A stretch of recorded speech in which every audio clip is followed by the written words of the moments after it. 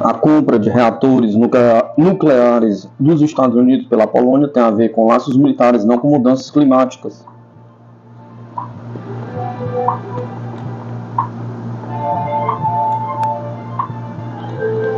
A Polônia se tornou um membro da OTAN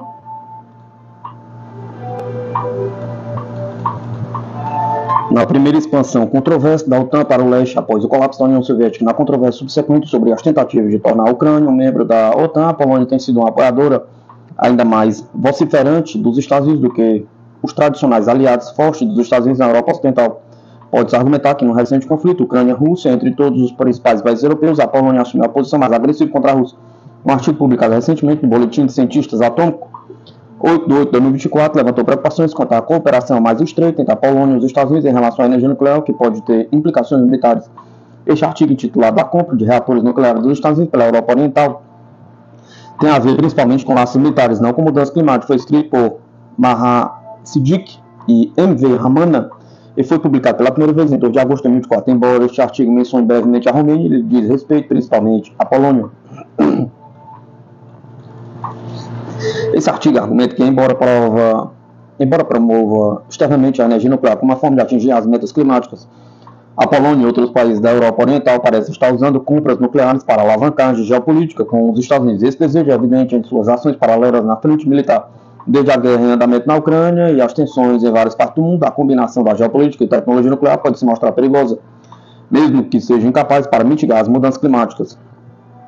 Este importante artigo nos informa que, nos últimos anos, a Polônia entrou em uma série de acordos para construir reatores nucleares, incluindo os pequenos reatores modulares da moda dos Estados Unidos e grandes reatores da Coreia do Sul. Em abril, o presidente polonês Andrzej Duda expressou publicamente sua prontidão para hospedar armas nucleares da OTAN. Em uma entrevista publicada em um meio de comunicação polonês, ele revelou que o compartilhamento nuclear havia sido discutido com os Estados Unidos por algum tempo. O primeiro-ministro anterior, Mateusz Morawiecki, também havia indicado um interesse em hospedar armas nucleares sob a política de compartilhamento nuclear da OTAN.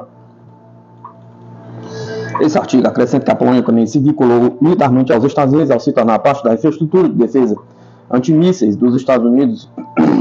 O processo começou durante o governo de George W. Bush e continuou durante as sucessivas presidências dos Estados Unidos, mais recentemente, como parte do orçamento de 2024 do governo Biden para a defesa. A Agência de Defesa de Mísseis solicitou financiamento para concluir a construção de um local na Polônia para implementar o sistema de defesa antimísseis Aegis e comprar mísseis para este local. Além disso, os autores nos dizem que a Polônia emergiu como um dos maiores importadores de equipamentos militares da Europa, perdendo apenas para a Ucrânia, comprando equipamentos militares no valor de bilhões de dólares americanos. Somente no ano fiscal de 2023, a Polônia comprou helicópteros Apache, 2 bilhões, Wright Mobility, artilharia Rock Systems, 10 bilhões, Integrated Air and Missile Defense Battle Command System, 4 bilhões, e tanques de batalha principais M1A1 Abrams, 3,75 bilhões. Os gastos militares da Polônia em 2023 foram 75% maiores do que em 2022 e 181% maiores do que em 2024. A Polônia também estava entre os 20 maiores importadores de armas do mundo no período de 2019 e 2023, com sua participação nas importações aumentando 4 vezes em comparação ao período anterior de 2014 e 2018. Dessas importações, quase metade veio dos Estados Unidos. Na Integrated Country Strategy para a Polônia de 2022, os 2 principais objetivos da missão do Departamento de Estado dos Estados Unidos foram declarados como envolvendo engajamento militar e a adoção de novas tecnologias de energia, incluindo a energia nuclear. Esse artigo argumenta que, por todas as evidências, o foco na energia nuclear na Europa Oriental parece não ser impulsionado principalmente pelas mudanças climáticas, mas pela geopolítica antiquada em proporção significativa. Os autores emitem um alerta oportuno. Construir forças militares usando tecnologia dos Estados Unidos, expandir a presença militar dos Estados Unidos na região, até mesmo possivelmente baseando armas nucleares na Polônia, pode aumentar a probabilidade de uma guerra catastrófica entre a Rússia e a OTAN. Tal guerra seria agravada pelo potencial de contaminação radioativa, de ataques deliberados ou inadvertidos a reatores nucleares, como ilustrado pela usina nuclear de Zaporozhia, na Ucrânia, que a Rússia ocupa desde março de 2022 e usa como fonte de alavancagem. Os autores concluem: investimentos em energia nuclear na Europa Oriental escondem motivações geopolíticas e militares por trás de uma cortina de fumaça de combate às mudanças climáticas. Quando essas motivações resultam na aquisição massiva de equipamentos militares, sua fabricação e operação aumentarão as emissões de dióxido de carbono. Pior, o acúmulo militar também aumentará o risco de conflito, potencialmente levando a uma guerra catastrófica que pode envolver armas nucleares.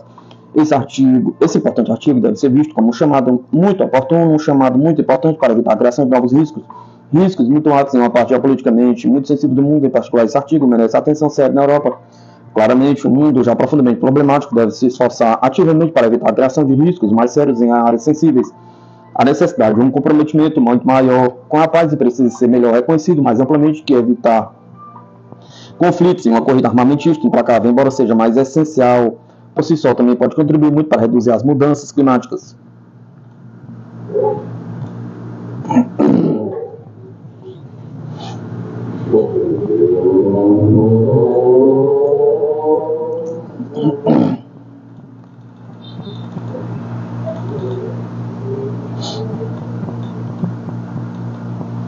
Manobras para acabar com o mundo, pergunta.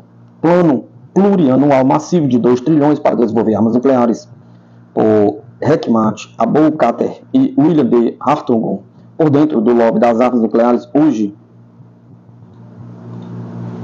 o Pentágono está no meio de um enorme plano multianual de 2 trilhões para construir uma nova geração de mísseis, bombardeiros e submarinos com armas nucleares. Uma grande parte desse financiamento irá para grandes contratantes de armas nucleares como Bechtel, General Dynamics, Honeywell, Lucas Reinhardt e Northrop Grumman, e eles farão tudo o que estiver ao seu alcance para manter esse dinheiro fluindo. Em janeiro deste ano, a revisão do Programa de Mísseis Balísticos Intercontinental, ICBM, Sentinel, sob Nanny McCurdy Act, uma provisão do Congresso planejada para conter estouros de custos nos programas de armas do Pentágono, descobriu que o míssil, a joia da coroa do plano de revisão nuclear envolvendo 450 silos de mísseis espalhados por 5 estados, já está 81% acima do seu orçamento original. Agora estima-se que custará um total de quase 141 bilhões para desenvolver e comprar, um valor que provavelmente só aumentará no futuro.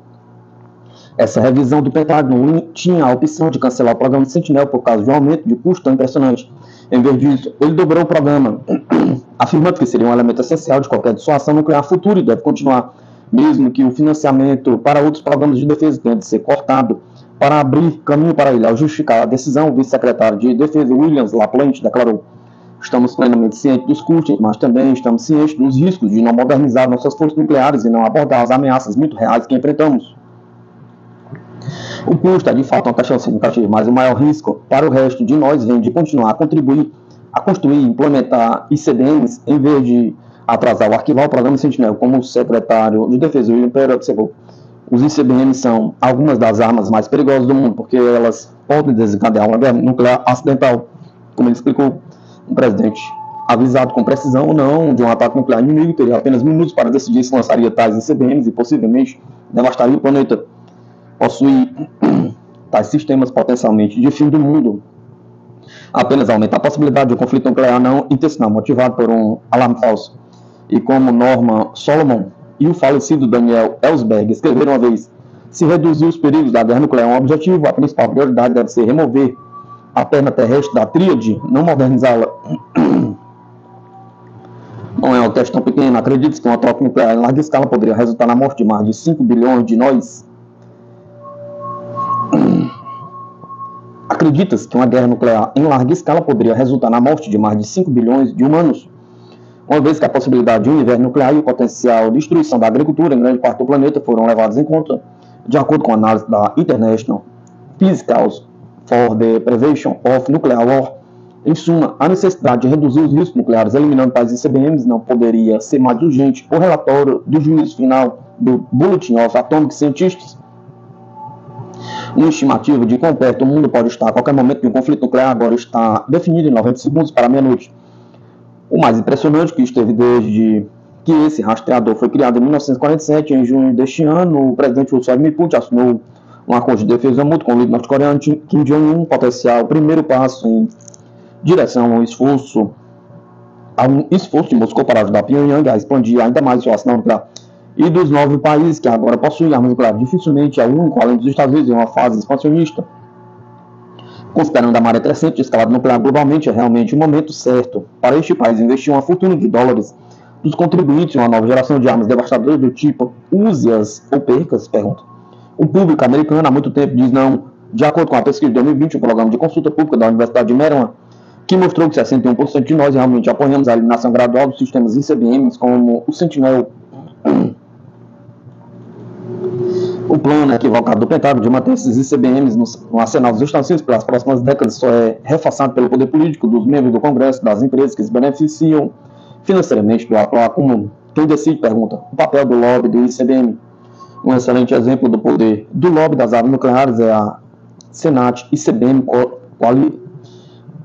Coalizão. Esse grupo é composto por senadores de 4 estados, Montana, Dakota do Norte, Utah, Wyoming, que abrigam bases de CBMs ou realizam trabalhos significativos no Sentinel. Talvez você não se surpreenda ao saber que os membros dessa coalizão receberam mais de 3 milhões em doações de empresas envolvidas na produção do Sentinel nos últimos 4 ciclos eleitorais. E eles não estão sozinhos. Os contratos do ICBM fizeram contribuições para 92 dos 100 senadores e 403 dos 435 membros da Casa em 2024. Alguns receberam centenas de milhares de dólares. O lobby nuclear deu atenção especial aos membros dos comitês de serviços armados na Câmara e no Senado. Por exemplo, Mike Turner, um republicano da Câmara de Ohio, tem sido um defensor implacável da modernização do arsenal nuclear. Em uma palestra em junho de 2004 no Center for Strategic and International Studies, que recebeu bem mais de $1 milhão em financiamento de produtores de armas nucleares. Ele pediu a atualização sistemática do arsenal nuclear nas próximas décadas, enquanto repreendia qualquer um de seus colegas no Congresso que não assumisse uma posição tão agressiva sobre o assunto.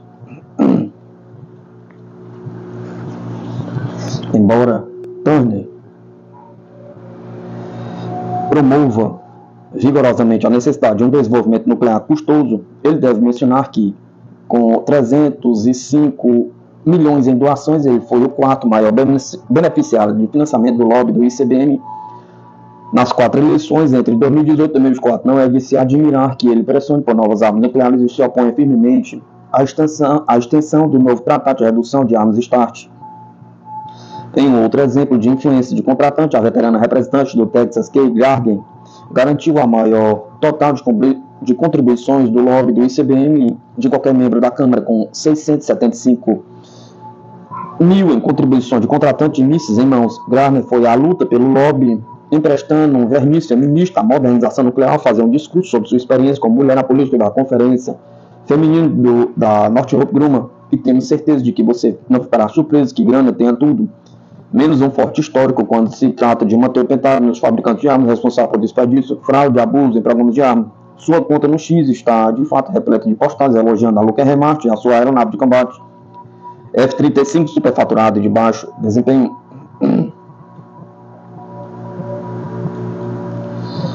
Outros beneficiários de financiamento e contratados de ICBM, como o congressista do Alabama, Mike Rogers, lamentaram o poder da comunidade de desarmamento de extrema esquerda e a influência indevida de fanáticos antinucleares em nossa política. O que falta nas declarações que seu escritório reúne nos discursos que seus funcionários escrevem para ele. No entanto, é qualquer menção aos 471 mil em financiamento que ele recebeu até agora de produtores de ICBM. Você não ficará surpreso, temos certeza, ao descobrir que Rogers prometeu buscar uma provisão no próximo National Defense Authorization Action para apoiar o plano do Pentágono de continuar o programa Sentinel, lobby de dólares e a porta giratória. A enxurrada de contribuições de campanha de contratados de ICBM é reforçada por seus investimentos impressionantes em lobby. Em qualquer ano, a indústria de armas como um todo emprega entre 800 e 1.000 lobistas, bem mais de um para cada membro do Congresso. A maioria desses lobistas contratados por contratos de ICBM vem pela porta giratória de carreiras no Pentágono, Congresso e Poder Executivo. Isso significa que eles vêm com as ferramentas necessárias para o sucesso em Washington. Uma compreensão do ciclo de apropriações e relações próximas com os tomadores de decisão no Capitólio. Durante os últimos 4 ciclos eleitorais, os contratos do ICBM gastaram mais de 226 milhões em 275 lobistas extremamente bem pagos. Por exemplo, Bud Kramer, um ex-congressista democrata do Alabama, que já faz parte do subcomitê de defesa do House Appropriation. O comitê arrecadou 645 mil honorários da Northrop Grumman ao longo de um período de 6 anos. Ele também foi cofundador do Blue Dog Democrats, uma influente facção conservadora dentro do Partido Democrata. Talvez você não se surpreenda ao saber que o ex-chefe do gabinete de Kramer, Jeffrey Murray, também fez lobby pela Northrop Grumman. Existem alguns lobistas. Enquanto alguns lobistas trabalham para um contratante, outros têm lealdade compartilhadas. Por exemplo, durante seu mandato como lobista, o ex-presidente do Comitê de Dotação de Senado, Ted Lott, recebeu mais de 600 mil por seus esforços para Raytheon, Textron, Inc. e United Technology. O ex-congressista da Virgínia, Jim Moran, recebeu similarmente 640 mil da Northrop Grumman e da General Dynamics. O argumento de último recurso para o Sentinel e programas de armas questionáveis semelhantes é que elas criam empregos bem pagos em estados e distritos importantes. A Northrop Grumman jogou a carta dos empregos efetivamente em relação a Sentinel, alegando que ele criará 10 mil empregos somente em sua fase de desenvolvimento, incluindo cerca de 2.250 no estado do Utah, onde o centro do programa está localizado.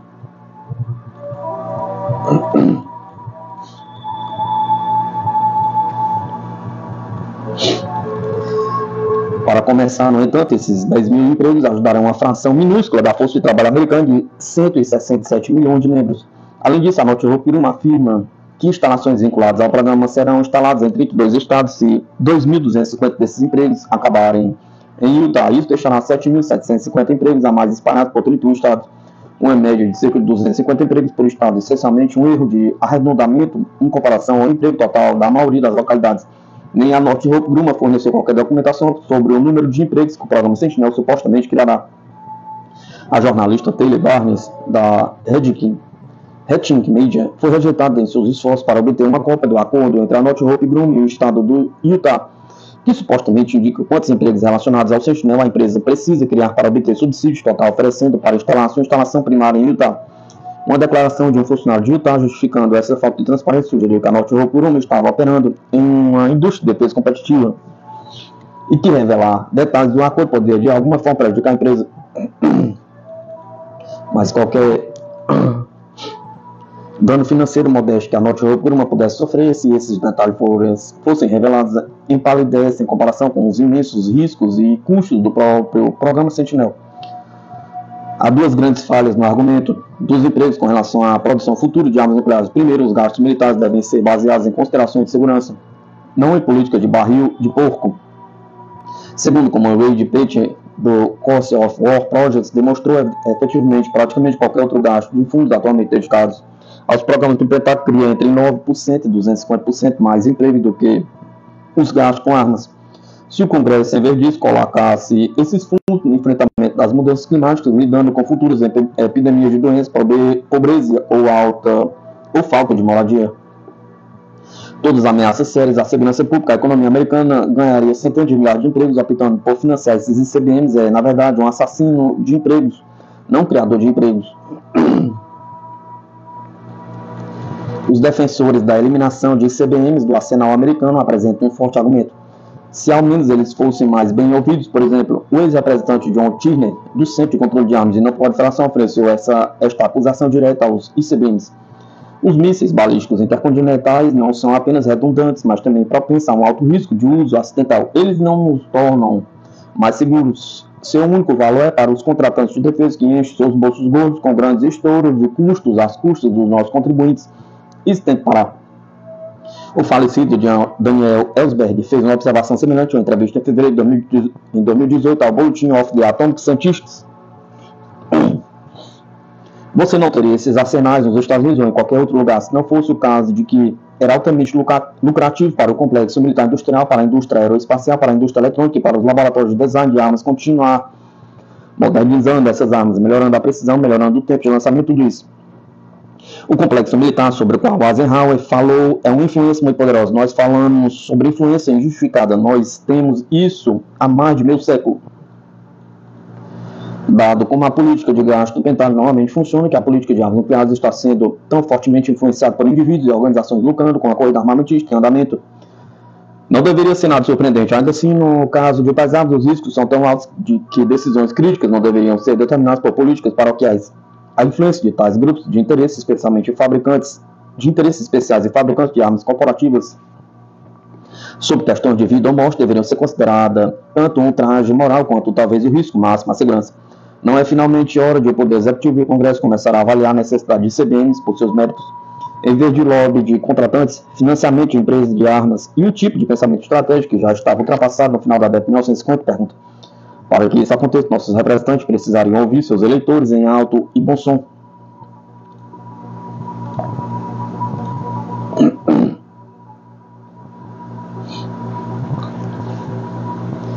F-16 carregam armas nucleares. A OTAN está testando a reação da Rússia com a possível instalação de F-16 na Moldávia? Pergunta. Desde que surgiu a ideia de enviar os F-16 para a Ucrânia, muitos sugeriram que elas deveriam ficar baseadas fora do país. Com exceção óbvia da Rússia e da Bielorrússia, não há um único vizinho da Ucrânia que não esteja na OTAN ou pelo menos sob sua bota. Os dois membros mais importantes do cartel de extorsão mais agressivo do mundo, que faz fronteira direto com a Ucrânia, são a Polônia e a Romênia. Eles foram a maior parte do chamado Franco Oriental da OTAN, que se estende da Estônia à Bulgária. Alguns membros, como Hungria e Eslováquia, estão se recusando a participar diretamente da agressão da OTAN na Europa e declararam repetidamente que querem evitar o confronto com a Rússia. Alguns são leais à aliança, mas ainda um tanto ambíguos, como a Bulgária e parcialmente a República Tcheca. Outros, como a Estônia, Letônia e Lituânia, são endemicamente russofóbicos, mas são em grande parte militarmente inconsequentes e não fazem fronteira com a Ucrânia. Isso deixa apenas a Polônia e a Romênia como concorrentes sérios para a próxima fase de agressão da OTAN. No entanto, enquanto a Polônia é tão endemicamente russofóbica quanto os Estados bálticos, a Romênia é muito menos preto e branco nesse aspecto. Para consolidar a russofobia no país, o Ocidente político quer intensificar um conflito na vizinha Moldávia e então arrastar a Romênia, a Rússia, a OTAN e o regime de Kiev tem tentado desestabilizar a Transnistria por esse exato motivo.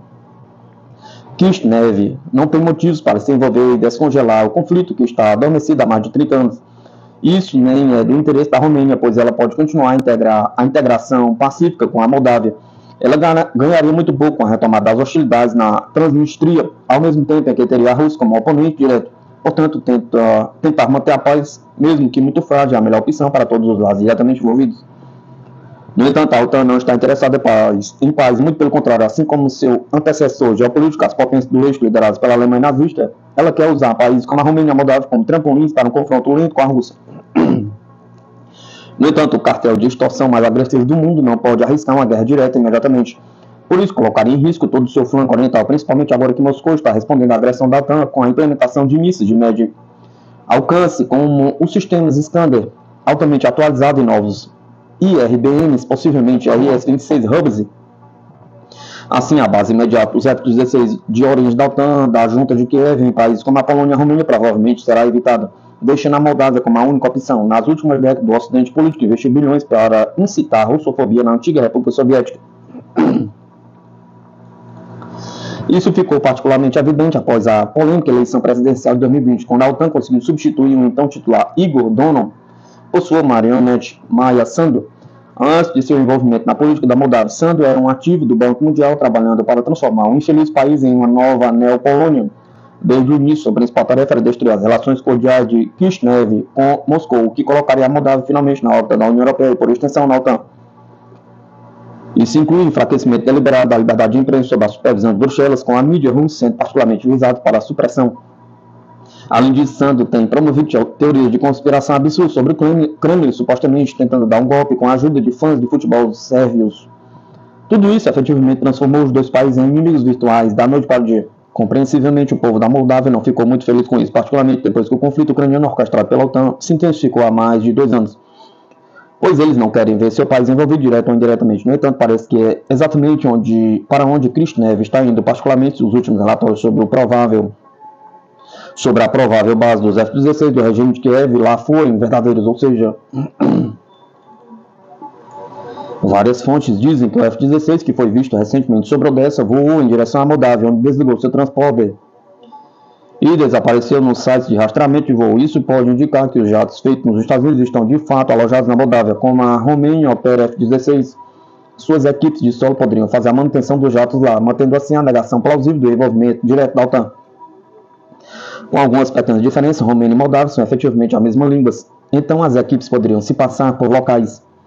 Se for verdade, isso significaria que a Moldávia é uma parte do conflito. Isso é particularmente perigoso para a pequena ex-república soviética, já que várias autoridades russas declararam repetidamente que quaisquer terceiros que possam abrigar F-16 ou se envolver em qualquer outra forma serão considerados alvos legítimos. Pode-se argumentar que é exatamente isso que o Ocidente político quer. Primeiro, isso arrastaria a Moldávia para o conflito ucraniano orquestrado pela OTAN, forçando a Rússia a reagir, desviando assim sua atenção e recursos do Donbás. onde as forças da junta de Kiev estão sofrendo perdas pesadas em mão de obra e equipamento, enquanto também perdem território diariamente. Segundo, serve como um teste do que exatamente Moscou faria. Se retaliar contra Kishinev, o Kremlin seria forçado a lutar contra outra guerra, embora isso possa encorajar a OTAN a de basear-se os F-16 do regime de Kiev na Polônia e na Romênia. Por outro lado, se a Rússia decidir não mirar nas bases aéreas da Moldávia, que obrigam os jatos fabricados nos Estados Unidos, isso pode encorajar o Ocidente político a usar a Romênia e a Polônia para o mesmo propósito. De qualquer forma, o potencial de escalada nessa área é enorme, principalmente se as entregas de F-16 também incluírem armas nucleares. Por outro lado, o impacto do F-16 em operações militares convencionais contra as forças russas é mínimo. Assim, o governo apoiado pela OTAN em Kishinev está essencialmente arriscando as vidas de 2,5 milhões de moldavos que não querem participar de nenhuma guerra, principalmente contra a Rússia. Infelizmente, o Ocidente político está determinado a usar o país como um local de preparação para projetar poder na estrategicamente importante região de Odessa, que é crítica para o acesso marítimo da junta de Kiev. A própria Moldávia e o povo não só não ganhariam nada com isso, mas também perderiam muito.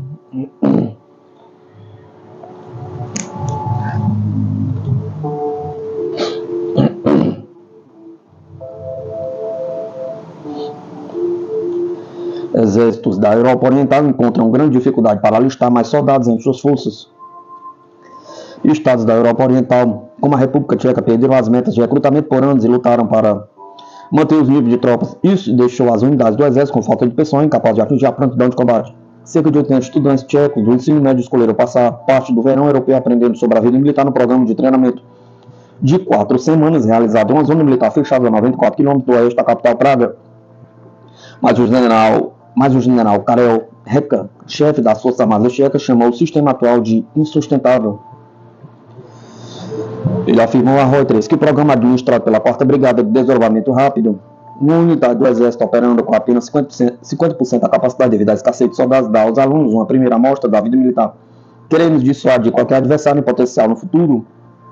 Se não fizermos nada sobre a falta de recursos humanos nas Forças Armadas, pode significar que não seremos capazes de preservar nossa paz e dissuadir qualquer inimigo em potencial, disse Rinka. Os tchecos não estão sozinhos. Relativamente, países por toda a Europa Oriental têm lutado para recrutar novos soldados e manter os experientes em uma região onde Polônia, Hungria, Romênia e Eslováquia compartilham uma fronteira com a Ucrânia. Não podemos fazer nada se pessoas, se modernizarmos os equipamentos, se não tivermos pessoas competentes e motivadas o suficiente. Isso será dinheiro desperdiçado, acrescentou Reka. Na Polônia, autoridades governamentais e militares dizem que estão atingindo metas de recrutamento e planejam aumentar os limites de recrutamento. Mas os críticos questionam se a meta de construir um exército composto por 300 mil soldados é realista. Temos desafios, eles estão relacionados ao fato de que o mercado de trabalho aqui é muito competitivo, disse a Reuters o major-general Karol Dzimanowski.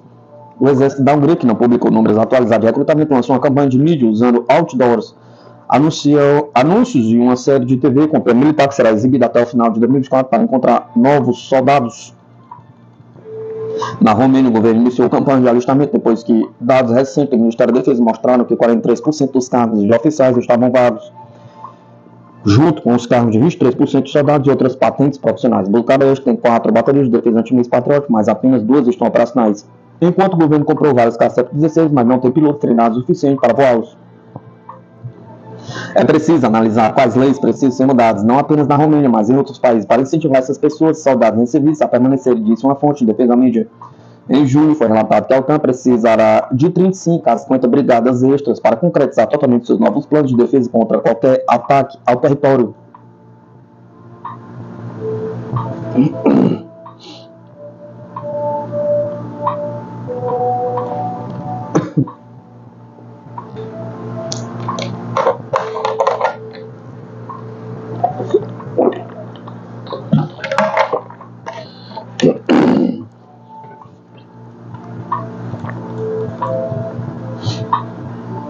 Perseguindo Rússia e China, o exército dos Estados Unidos determina voo teste de míssil hipersônico como sucesso. O corpo de planagem hipersônica comum falhou várias vezes. Mas agora o exército dos Estados Unidos determinou o lançamento de maio como sucesso. O exército dos Estados Unidos considerou um sucesso o primeiro teste de voo completo de um míssil hipersônico, de acordo com o tenente-general Robert Rasch, citado na quinta-feira, 8 de 2024. O primeiro teste de voo do míssil hipersônico, que ocorreu em maio na instalação do campo de tiros do Pacífico, no Havaí, parte de um programa de desenvolvimento conjunto entre a Marinha e o Exército dos Estados Unidos, após uma série de testes fracassados ou cancelados do Corpo de Planagem Hipersônica Comum, CHGB. No entanto, o diretor do Escritório de Capacidades Rápidas e Tecnológicas Críticas advertiu ao portal Defense News, no simpósio de defesa espacial de mísseis, que ainda falta mais testes antes de que qualquer decisão seja tomada sobre o futuro dos mísseis hipersônicos lançados do solo pelos Estados Unidos. Temos que ter certeza de que as capacidades funcionam. Se for tomada a decisão de implementá-las, será por motivos reais e sérios, motivos de nível estratégico, e precisamos que ele funcione sempre, disse Rasch. As armas hipersônicas são capazes de voar mais rápido que Mach 5 ou mais de 5.963 km por hora e pode manobrar em altitudes variadas, dificultando sua detecção. O CHGB é composto pela ogiva da arma, um sistema de orientação, cabeamento e um escudo de proteção térmica. Os Estados Unidos estão em uma corrida para colocar em campo a capacidade de desenvolver sistemas de defesa contra mísseis hipersônicos. A China e a Rússia já têm armas hipersônicas e seguem desenvolvendo e testando novas.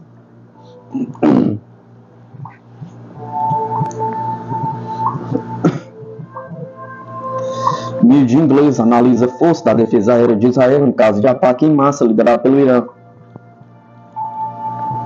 Israel está esperando uma ação militar de retaliação por parte do governo iraniano de grupos como Hezbollah e Houthis, os quais tiveram lideranças assassinadas em seus territórios por forças israelenses recentemente. Porém, o quão preparada está a sua defesa aérea em caso de um ataque em massa? Pergunta. De acordo com o Financial Times, Israel reforçou suas defesas aéreas, prevendo a retaliação, mas tudo dependerá do tipo de ataque que o Irã, o Hezbollah e outros grupos regionais estão planejando. Se for um ataque combinado em massa, em uma única barragem, ao mesmo tempo, eles podem sobrecarregar o sistema até certo ponto. Quantos projéteis conseguem passar e que tipo de danos eles causam é desconhecido, disse Yaakov Lapin, analista de assuntos militares israelense, ouvido pela mídia. O porta-voz militar israelense, Daniel Hagari, disse esta semana que as defesas do país foram reforçadas com pessoal extra no ar, no mar e em terra e colocados em alerta máximo. Mas ele também alertou que a bolha protetora fornecida pelo sistema de ponta, cúpula de ferro e várias outras plataformas não era hermética. O cúpula de ferro foi amplamente usado na guerra entre as forças de defesa de Israel e o Hamas. Tel Aviv não detalhou a porcentagem de interceptações durante o conflito atual. Embora o Hamas tenha disparado cerca de 3.000 foguetes contra Israel no início, em 7 de outubro, o sistema se dobrou devido à barragem sem precedentes, provavelmente a maior em um único dia na história militar, ou pelo menos 10 pessoas mortas mas não quebrou. No entanto, o Hezbollah possui um arsenal muito maior e mais sofisticado do que o Hamas ou os Houthis. Estima-se que os militantes possuam cerca de 150 mil foguetes e mísseis, incluindo capacidade de longo alcance, guiados com precisão e drones de ataque, bem como mísseis anti-tanque e anti-aéreos.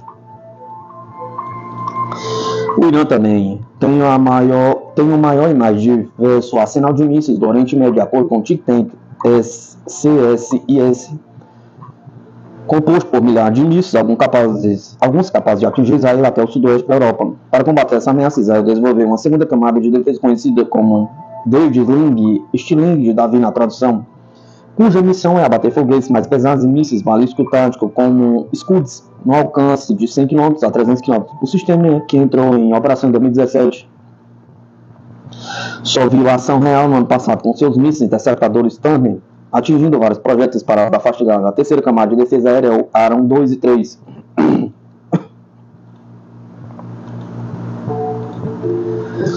Tem como objetivo defender Israel de mísseis balísticos de longo alcance, interceptando projetos de entrada fora da atmosfera da Terra, frequentemente bem acima e longe do espaço aéreo israelense, afirma a mídia. A lógica do sistema é que uma camada apoia a outra, diz Lapin. No geral, o esquema tem tido um bom desempenho, concordam os especialistas. Contudo, durante o conflito atual, Israel tem precisado de ajuda. Em retaliação à explosão de sua embaixada em Damasco, o Irã lançou um enxame de cerca de 300 drones contra Israel em abril. Para frustrar essa barragem iraniana, as forças israelenses precisaram do apoio de uma coalizão liderada pelos Estados Unidos, incluindo Inglaterra, França e Estados Árabes. Em toda a região de radar de alerta precoce, plataforma de defesa de mísseis e esquadrão de caça. Uma coalizão semelhante foi implantada novamente, fornecendo a Israel outro escudo de proteção, incluindo contra mísseis de cruzeiro e drones de ataque. No entanto, as defesas aéreas de Israel estão longe de ser inexpugnáveis, como analistas militares em particular destacando o desafio representado pelos drones mais comuns disparados pelo Hezbollah no conflito atual, que se mostraram difíceis de detectar, rastrear e abater. Os drones lentos e ágeis causaram estragos em grande parte do norte de Israel, apesar dos melhores esforços da cúpula de ferro, bem como das baterias Patriot construída pelos Estados Unidos e dos caças israelenses para detê-los, escreve a mídia. Separadamente, um drone Holt atingiu o coração de Tel Aviv no mês passado, matando uma pessoa, ressaltando a ameaça que os rebeldes iemitas podem representar. Segundo tal Inbar, da organização Missile Defense Advocacy Alliance, sediada nos Estados Unidos, o grande problema para o qual Israel não estava adequadamente preparado era de que o Hezbollah estava atacando ativamente seus sistemas de defesa aérea e detecção. Da mesma forma, um enorme ataque sincronizado do Irã e seus aliados, com ataques vindo de diferentes direções e múltiplas formas, seria um desafio para os sistemas israelenses detectar e rastrear, alertou Inbar. Uma multiplicidade de alvos e fogo coordenado de uma variedade de arenas dificulta a criação de uma imagem do céu, diz Inbar, afetando a capacidade de derrubá-los. Uma suposição de trabalho clara é que sempre haverá mais atacantes do que interceptadores, acrescentou, usando termos militares para descrever o que acontece quando bombardeiros de mísseis e enxame de drones sobrecarregam as defesas de um país. Ele disse aos israelenses que eles deveriam se preparar para um vazamento maior do que estão acostumados.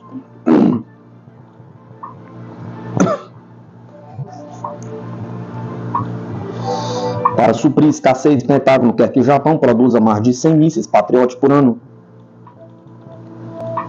Os Estados Unidos gostariam que o Japão produzisse mais de 100 mísseis Patriot, de acordo com a principal autoridade de aquisição do Pentágono, na medida que os dois países expandem a coprodução de armas para suprir a crescente escassez norte-americana. Na semana passada, após a reunião dos ministros de Relações Exteriores de Defesa em Tóquio, os Estados Unidos e o Japão concordaram em expandir a produção de mísseis PAC-3 Missile Segment. Um membro de ponta da família de mísseis Patriot e co-produziu o míssil a ar avançado de médio alcance, a AIM-1. Antes dessa coprodução, o país asiático concordou com um acordo único para vender mísseis PAC-3 feitos no Japão do inventário das forças de autodefesa para os Estados Unidos por 20 milhões.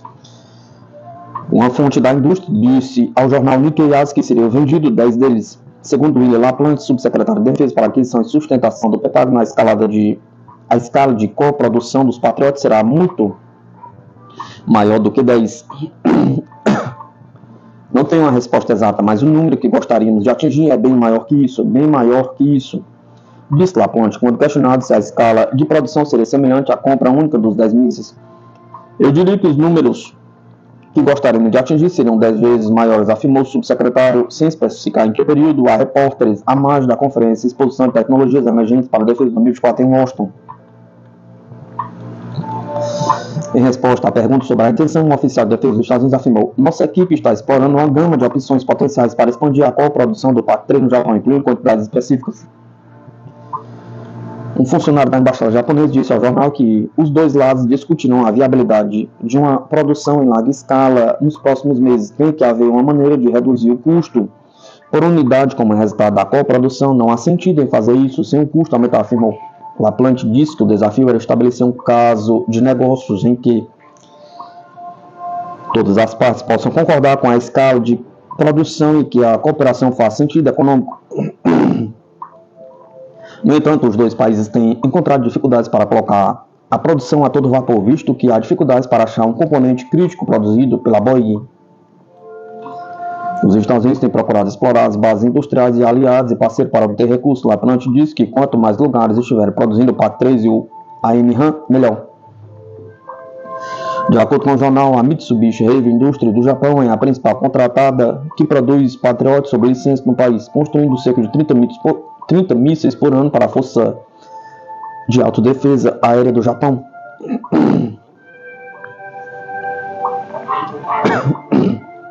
Mídia, exibição de 250 lançadores de mísseis revela a enorme capacidade de produção da Coreia do Norte.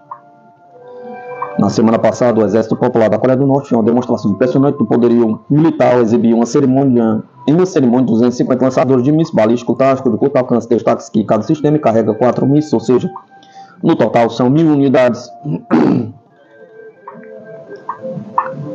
A cerimônia contou com a presença de representantes do partido, governo oficial do Exército, bem como cientistas na área de defesa e trabalhadores na indústria de munições, escreveu o portal The Diplomat. Os sistemas foram entregues para as unidades do Exército Popular da Coreia, perto da zona desmilitarizada, onde a maior parte das forças terrestres do país é destacada. A mídia observa que o aspecto mais impressionante do evento foi o grande número de mísseis balísticos em exibição, não só na Coreia do Norte, mas em qualquer outro lugar do mundo, fornecendo fortes indicações de uma capacidade militar nova e tremendamente maior.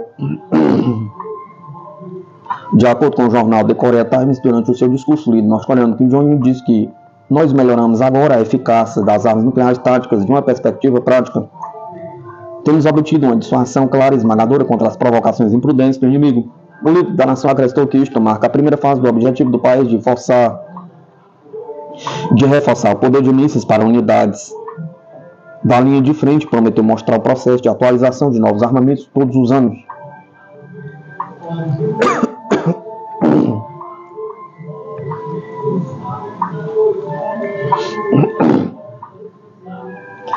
Com mira na China, Canadá e Austrália acordam um reforço de cooperação militar no Indo-Pacífico. Os ministros da defesa dos dois países citaram as supostas ações negativas de Pequim no mar sul da China, pouco depois que um dos altos responsáveis firmou um acordo semelhante com os Estados Unidos. O Canadá e a Austrália disseram na quinta-feira que aumentarão sua cooperação militar com a indústria de defesa em meio ao que disseram-se as ações de Pequim nas águas do mar do sul da China. Richard Marles, ministro da defesa da Austrália, cujo país faz parte com os Estados Unidos e a Inglaterra do Pacto Militar AUKUS, visto como direcionado contra a China, voou após as conversas de quarta-feira, nas quais a Austrália concordou em começar a fabricar armas guiadas em conjunto com os Estados Unidos em 2025 de Washington e os Estados Unidos para Vancouver, no Canadá. Bill Blair, ministro da defesa canadense,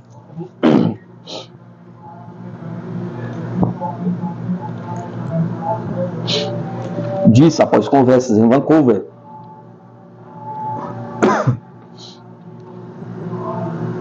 com seu homólogo australiano que a segurança da região do Indo-Pacífico estava sendo desafiada de várias maneiras significativas e difíceis e acusou a China de tentar remodelar o sistema internacional para promover seus próprios interesses. Os dois disseram estar preocupados com o que chamaram de reivindicações marítimas excessivas de Pequim no mar sul da China, bem como uma atividade militar chinesa em torno de Taiwan. Blair disse que os dois países precisavam trabalhar mais estreitamente juntos para manter a ordem no Indo-Pacífico, de acordo com a agência britânica Reuters. Concordamos em buscar uma colaboração mais próxima, aprimorando a interoperabilidade de nossas forças armadas e aprofundando nossa cooperação operacional, disse ele aos jornalistas.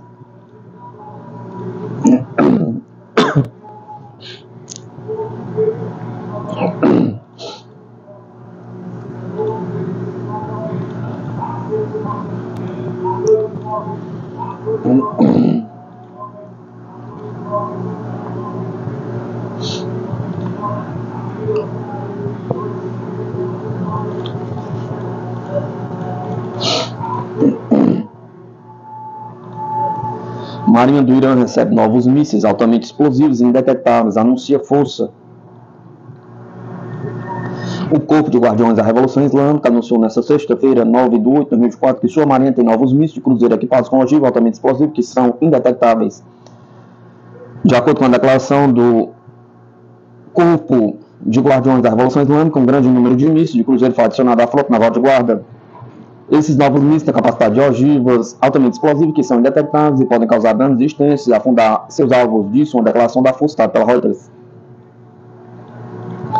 A Marinha também afirmou em outro comunicado que vários tipos de sistemas de mísseis de longo e médio alcance, bem como drones de reconhecimento e radares navais, foram adicionados à sua frota. Esses sistemas estão entre as armas anti-superfície subterrâneas mais atualizadas da Marinha do Irã, declarou a força. O Irã tem um dos maiores programas de mísseis do Oriente Médio, considerando essas armas uma importante força de dissuasão e retaliação contra os Estados Unidos e Israel em caso de guerra.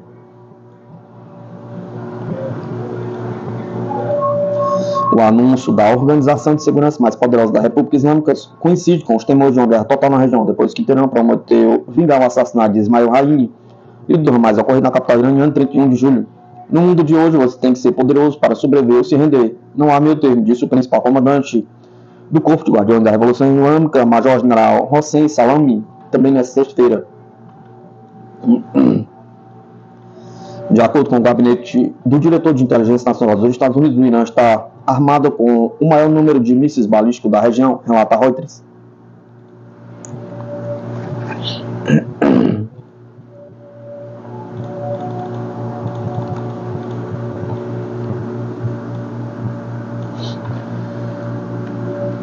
Brando, porém potente, soft power asiático vem ganhando corações e mentes, apontam especialistas.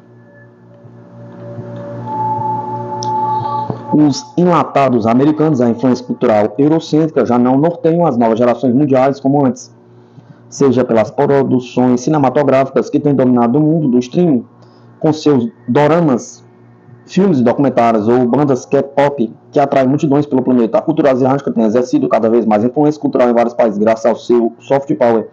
O hit coreano Gangnam Style de 2002, que ultrapassou 5,2 bilhões de visualizações no YouTube, dá a magnitude desse alcance. O professor de História da Ásia da Universidade Federal do Espírito Santo, Emiliano Unzer, e coordenadora da Mídia Ásia da Universidade Federal Fluminense, Maiara Araújo, aborda algumas estratégias e desafios dos países asiáticos nas políticas externas de conquista de poder e prestígio sem uso da força.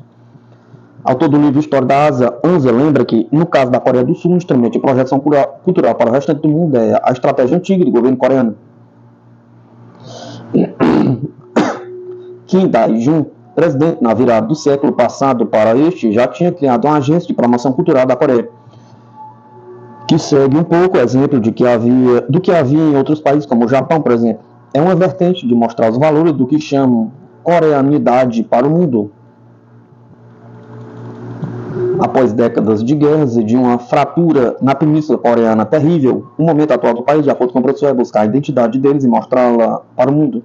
A grande procura de jovens de diferentes partes do planeta pelo estudo do idioma e por cursos no país é um dos pontos mencionados pelo professor. Em São Paulo você tem, além do KCC, que é a Agência Cultural Centro Cultural Coreana, na Avenida Paulista, também uma demanda grande de estudantes brasileiros para cursar letras coreanas na USP, por exemplo. Ele lembra que até os anos de 1980 era muito baixa a percepção do que era a cultura coreana. Esse soft power tem conseguido, inclusive, romper com estereótipos e preconceitos em relação aos países da região asiática, como é o caso da Tailândia, explica Unzer. Ela ficou muito tempo estigmatizada pela percepção e promoção da produção norte-americana, de que o país seria apenas um lugar para o uso de drogas, festa, questão de prostituição. Isso é uma percepção rasa de que os americanos viveram depois da guerra no Vietnã, em que muitos veteranos de guerra depois foram morar ali na Tailândia e entraram nesse estilo de vida, comenta o especialista, em 2023. O país criou uma agência criativa cultural, a Ataka, no Japão, promovendo o que suas músicas, o K-pop e a cultura taiwanesa, que, de acordo com ele, tem uma riqueza histórica, herdeira da cultura Khmer e da cultura budista. O karatê e o judô, artes marciais já disseminadas globalmente, continuam a ser um dos principais soft power de alguns países, como a China e o Japão. Avalia os entrevistados incorporando novas atividades, como o Muay Thai. Não é somente a luta que é promovida, também existe todo o lado da filosofia, da ética, dos valores que estão imbuídos no cultivo dessas artes marciais. Então, sim, a gente pode pensar isso como a primeira projeção suave das sociedades asiáticas no Brasil e além. Presente e influente no mundo todo por seus produtos e suas trocas comerciais, a China talvez seja o país com mais condições materiais para investir em soft power e influenciar outras nações a seguir sua cartilha, de acordo com Araújo. E, no entanto, é um dos países com a imagem mais controversa perante o mundo. Como exemplo, ele cita a Pan-19, quando houve a proliferação de teorias de conspiração que acusava a China de criar o vírus para dominar o mundo, fruto de uma narrativa fabricada pelas grandes potências que se veem ameaçadas com a crescente ascensão do gigante asiático. Essa imagem negativa não tem sido devidamente combatida pela China, na opinião do analista. Dona de infraestrutura televisiva fenomenal, e maior produtora de dramas de televisão no mundo, o país também conseguiu emplacar internacionalmente com o TikTok. Os cinemas chineses alcançam uma população cada vez mais diversa. Mas Apesar de todas essas possibilidades que são suscitadas, a China enfrenta estigmatização por conta do que ela chamou de déficit cultural chinês. É difícil para a China atingir outros lugares, se na verdade a imagem da China é tão problemática, se ela é tão mal vista nos países em que quer se colocar, ponderar Araújo sobre o sucesso do TikTok. Araújo destaca que, embora a plataforma seja chinesa, não está focada em projetar os valores e a cara da China, logo não servindo como instrumento de soft power na atualidade. Para a pesquisadora, falta à China a iniciativa de investir mais na questão da digitalização da cultura.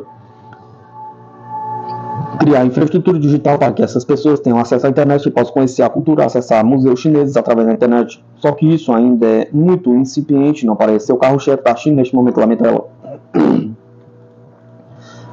O país mais populoso do mundo, com diversidade étnica, linguística, cultural e religiosa impressionantes, a Índia é também a maior democracia do mundo, além de ter sido pioneiro na astronomia e matemática. Entretanto, esses e outros aspectos da sociedade indiana são ofuscados por imagens e notícias sobre as desigualdades sociais e a pobreza. Segundo Unza, a Índia tem tanto significado, tanta história e riqueza para você simplesmente falar. Mas aí é a questão da pobreza, a questão da sujeira, a questão do banheiro. Só de você explicar o que é o Taj Mahal para as pessoas já merece a aclamação universal do que é tão bonito. Exalta ela. Os europeus aprenderam a jardinagem com as peças e o jardim do Taj Mahal. Veterano no uso do soft power de maneira internacional, o Japão já tem consolidado na maior parte do planeta sua cultura pop, animes e mangás, além de artes marciais e culinária. Essa é a experiência japonesa surgiu a partir da Segunda Guerra Mundial, quando o país asiático, que era aliado da Alemanha, foi derrotado. Explica o professor. Com a proibição da criação das Forças Armadas pela nova Constituição, o Japão passou a incrementar o investimento em tecnologia não bélica e na promoção de seus produtos para o restante do mundo. A venda e produção de televisores, de automóveis também, que começou a ter a fita cassete, gravadores, não somente a venda desses equipamentos, como também a produção de conteúdo dos professor. Após sofrer com 2 bombas nucleares lançadas pelos Estados Unidos e milhões de mortes e destruição, o Japão logrou se reinventar de maneira exemplar segundo o estudioso. Até a Segunda Guerra Mundial, a percepção americana desenhava o Japão como um novo fanático marcial, como um povo fanático marcial militar. Depois da Segunda Guerra Mundial, há uma mudança do pacifismo, da sabedoria atemporal dos mestres japoneses. O Japão engloba tudo isso. A história japonesa engloba todos os traumas, além das questões naturais de terremotos e tsunamis, acrescenta Unzer.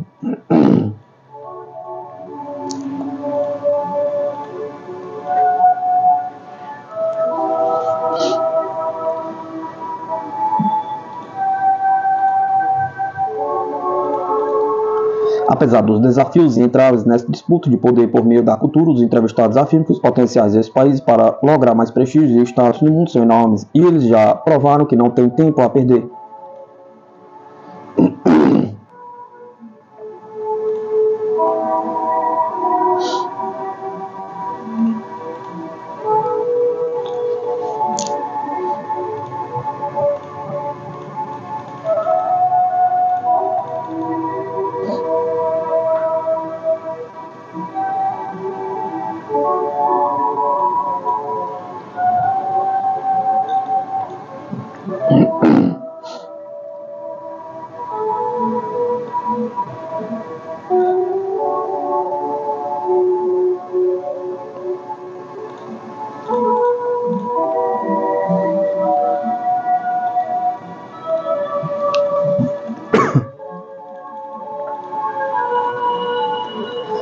Os Estados Unidos querem fechar acordo de minerais com o Brasil, mas há ressalvas no Planalto por tensões com a China.